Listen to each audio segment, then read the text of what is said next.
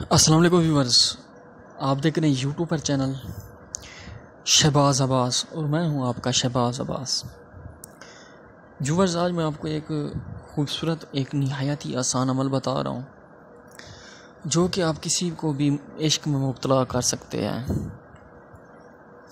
مبتلا کا مطلب ہے یہ کہ آپ کو میں بتانا چاہتا ہوں، کوئی ایک شخص بیمار ہو تو وہ اسے کہتے ہیں کہ یار یہ بیمار میں مبتلا ہے، تو اس کی بیماری دور کی جائے، تو اسے کوئی دوائی کھلاتا ہے تو اس کی بیماری دور ہو جاتی ہے۔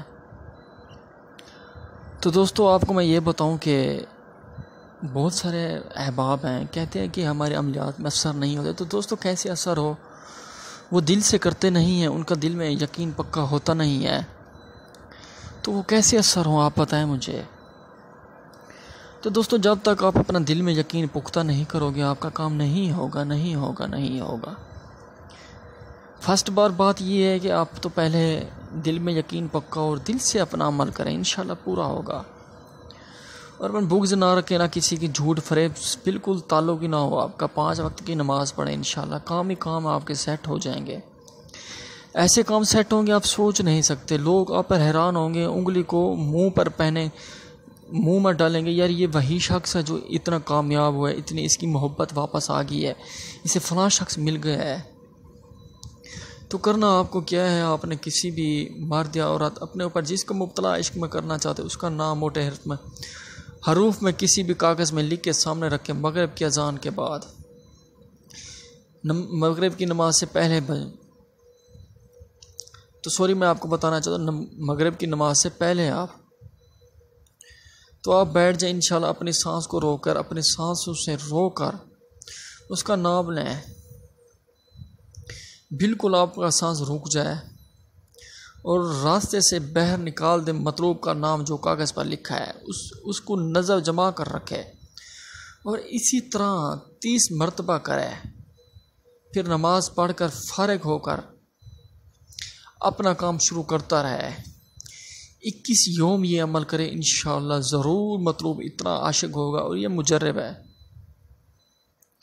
مجرب اسے کہتے ہیں جو کام بار بار کیا گیا ہو اور وہ کامیاب ہوا ہو، اسے مجرب ناس کہتے ہیں۔ عباس بن فناس ایک شخص تھا، وہ کہتا تھا اگر ایک پرندے اڑ سکتے تو ہم کیوں نہیں اڑ سکتے؟ تو دوستو اس کو دیکھیں تو اس نے کیا کیا، تو ایک بڑے اس وقت پرندے ہوا کرتے تھے، اس نے ایک پرندے کا پر کاٹ کر اپنے پیچھے پر لگا کر اس نے ایک رسیوں کے ذریعے باندھے، اس نے ایک اوپر پہاڑی سے اس نے چھلانگ ماری۔ عباس بن فناس نے جب اوپر سے چھلانگ ماری تو اس کے ہاتھ ٹانگیں ٹوٹ چکی تھی، تو 3-4 سال اس کے گھر پڑے رہ گئے۔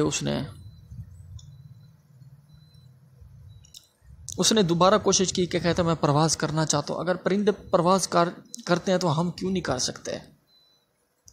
تو دوستو دیکھیں، کامیابی ممکن ہے۔ اس نے جب اوپر سے چھلانگ ماری تو اس نے جب پروں کو ہلایا رسیوں سے تو وہ پرواز کرنے لگا، عباس بن فناس۔ آج سے تقریباً 15 سال کی پہلے بات ہے یہ۔ تو دیکھیں، اسے ایک یقین تھا کہ میں پروں سے پرواز کروں گا، اگر اس کا یقین پورا ہو گیا تو آپ کا یقین اتنا ہونا چاہیے کہ تویز میں میرا یقین ہے، میں پورا کروں گا اور آپ کا پورا ہی ہوگا۔ دوستو اگر کسی چیز کی سمجھ نہیں آئی تو دوبارہ آپ پوچھ سکتے ہیں دوستو۔